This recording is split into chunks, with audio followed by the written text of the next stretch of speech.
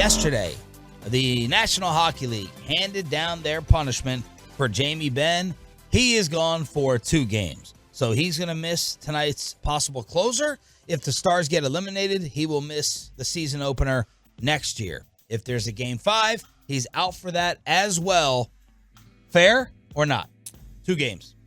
It is fair. Spittle had mentioned this, and I agree with him yesterday.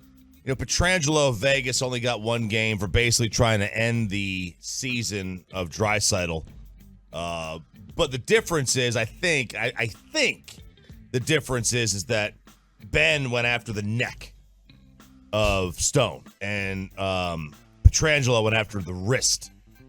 Okay, so there's a little bit different there. Yeah. The internet also went and did some Jamie Benn homework. They did. And the internet... Is Jamie Benn a guy... Go ahead. Oh, sorry. So they found 3 examples of him doing something dirty.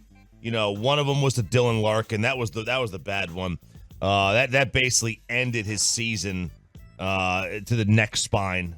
I don't believe that was this year, though. He also had one where... he slashed a couple of guys just out of nowhere. They were just standing there talking, and then bam, just snaps his stick. It was just like, what are you doing? These are some of the... Now, look, it's hockey. They get chippy. I'm sure he's not the only one. I'm sure with a lot of players you could do that, but, Ben has a reputation of not being like that, but maybe it's not a fair reputation.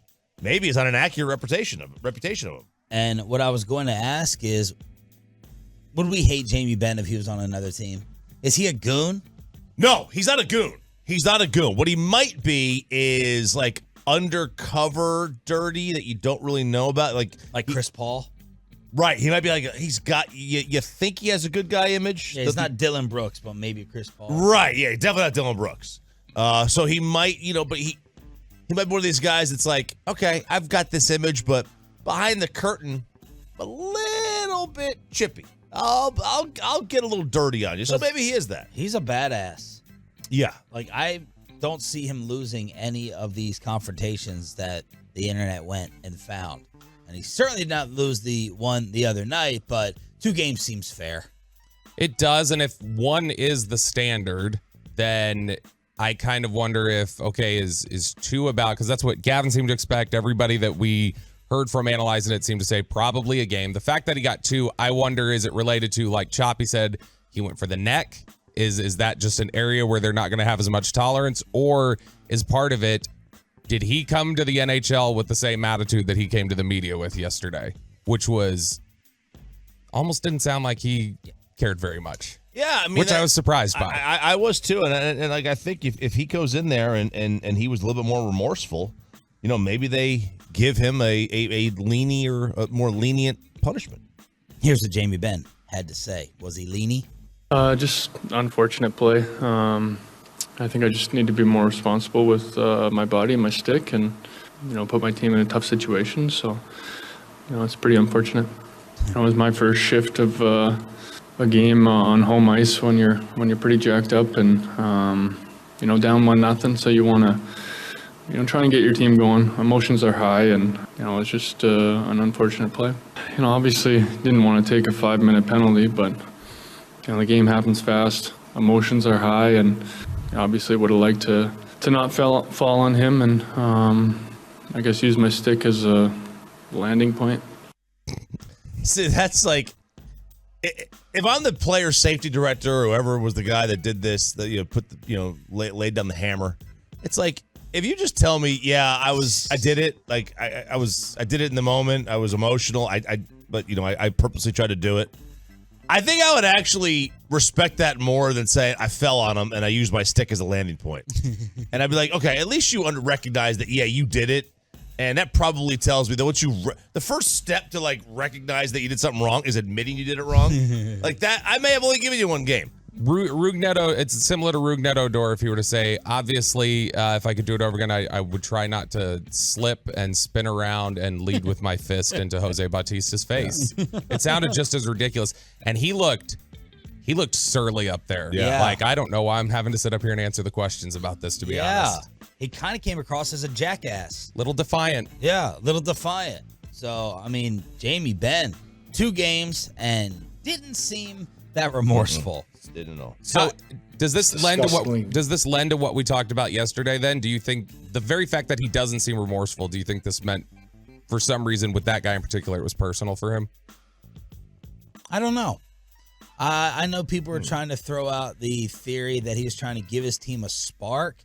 I mean, there's no way for us to know. For me, what he did in the moment was so stupid and so detrimental and maybe suicidal to this team staying alive. I have to believe he just snapped. I have to believe he wasn't trying to give a spark. You can't do it when you're down in the game already, and it's going to mean 5 minutes and you're ejected. Yeah. You know, I'm not going to give you any credit. I'm not going to give you a cookie for trying to spark your team, because that essentially could mean game over, down 2-0, already down 2-0 in the series, and it was. And it did mean that. It did. It meant it, because the 5 minutes, it took them 4 minutes to score on the power play. Yes. You know, so now who knows? Like, do they have more urgency with a 2-minute penalty as opposed to a 5? Who knows? But it took them. Their penalty kill this series has been pretty good. It was a good penalty kill. That was the loudest the crowd was in the game. Absolutely, it was to the point. It was a good penalty kill. But I mean, when you're out there for 5 minutes shorthanded, like it takes a toll, of course, on you energy wise. You're having to constantly shift. But yeah, that was a killer, and that ended the game effectively. I mean, 2 minutes into the game, you knew what was going to happen. You knew what was going to happen. First of all, they weren't playing great to begin with, and then they get put on a 5 minute, and then you lose your captain, who you could argue whether he should be the captain or not moving forward. Yeah. Wouldn't stun me, would it? Would stun you guys if he's not the captain next year or tomorrow? I would be very surprised, but I get it. Stars are minus 115 to win tonight.